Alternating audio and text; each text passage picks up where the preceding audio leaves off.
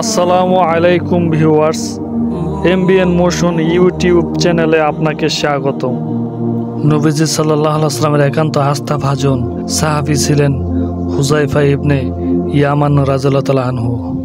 তাকে সাহিবুস সিরিন নবী সাল্লাল্লাহু আলাইহি ওয়াসাল্লাম তথা মুসলিম উম্মার মধ্যে সংঘটিত দ্বন্দ্ব, কলহ ও মুনাফিক বিষয় বিশেষজ্ঞ বলা হতো। এসব বিষয়ে গোপন তথ্যগুলো নবীজি সাল্লাল্লাহু আলাইহি ওয়াসাল্লাম তাকে বলেছিলেন। নবীজির নির্দেশনা অনুযায়ী তিনি এগুলো গোপন রেখেছিলেন। তার উপনাম ছিল আবু আবদুল্লাহ। তিনি ছিলেন হিসল বা হুসাইল ওরফে আল ইয়ামান ও রাবাব বিনতে কাব ইবনে আরদি ইবনে আব্দুল আসহাল দম্পতির সন্তান। হুযায়ফা রাদিয়াল্লাহু তাআলা আনহুকে শ্রেষ্ঠ আলিম সাহাবীদের একজন বলে বিবেচনা করা হতো। ফিকহ ও হাদিস ছাড়াও কিয়ামত পর্যন্ত সংঘটিত আবর্তন, বিবর্তন ও দ্বন্দ্ব, কলহ সম্পর্কে তিনি ছিলেন বিশেষজ্ঞ। মুনাফিকদের সম্পর্কে তার জানাশোনা ছিল গভীর। ফলে রাসূলুল্লাহ সাল্লাল্লাহু আলাইহি ওয়াসাল্লামের ইন্তেকালের পর তার যুগের কোনো ব্যক্তি মারা গেলে তার জানাজায় অংশগ্রহণের ক্ষেত্রে দ্বিতীয় খলিফা ওমর রাদিয়াল্লাহু তাআলা আনহু হুযায়ফা রাদিয়াল্লাহু তাআলা আনহুকে অনুসরণ করতেন। হুযায়ফা রাদিয়াল্লাহু তাআলা আনহু জানাজায় অংশগ্রহণ না করলে ওমর রাদিয়াল্লাহু তাআলা আনহু অংশগ্রহণ করতেন না।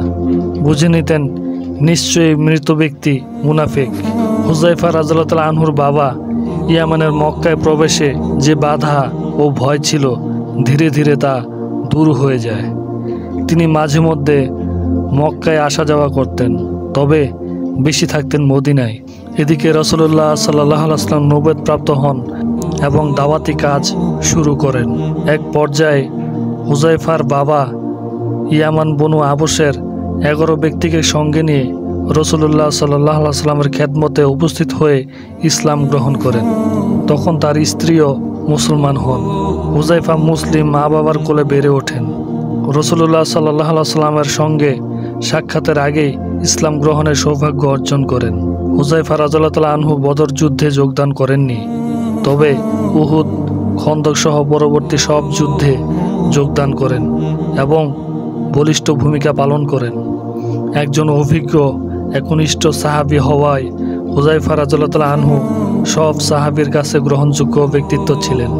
একবার ওমর রাদিয়াল্লাহু তাআলা আনহু তাকে মাদাইনের গভর্নর নিযুক্ত করেন। ওমর রাদিয়াল্লাহু তাআলা আনহুর নিয়ম ছিল কাউকে কোনো অঞ্চলের গভর্নর নিযুক্ত করলে লিখে দিতেন, অমুককে আমি প্রেরণ করলাম, তাকে এমন এমন কাজের নির্দেশনা দিয়েছি। পক্ষান্তরে হুযায়ফা রাদিয়াল্লাহু তাআলা আনহুর বেলায় তিনি লিখেছেন, তোমরা হুযায়ফার অনুগত্য করো, সে যা চায় অকণ্ঠ চিত্তে তা প্রদান করো। মাদাইনে যাওয়ার পর সেখানকার নেতারা তাকে উষ্ণ সংবর্ধনা জ্ঞাপন করে বরণ করে নেয়। তারা বলল, আপনারা যা ইচ্ছা বলুন, আমরা তা প্রদান করতে প্রস্তুত। তিনি বলেন, একদিনের খাবারই আমার জন্য যথেষ্ট।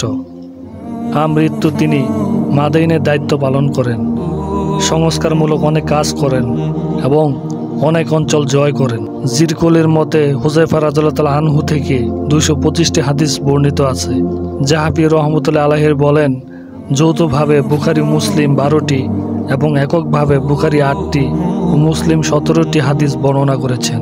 হুযায়ফা রাদিয়াল্লাহু তাআলা আনহু 36 হিজরি সনে 656 খ্রিস্টাব্দে ওসমান রাদিয়াল্লাহু তাআলা আনহুর শাহাদাতের 40 দিন পরে মাদাইন শহরে ইন্তেকাল করেন এবং সেখানেই তাকে দাফন করা হয়।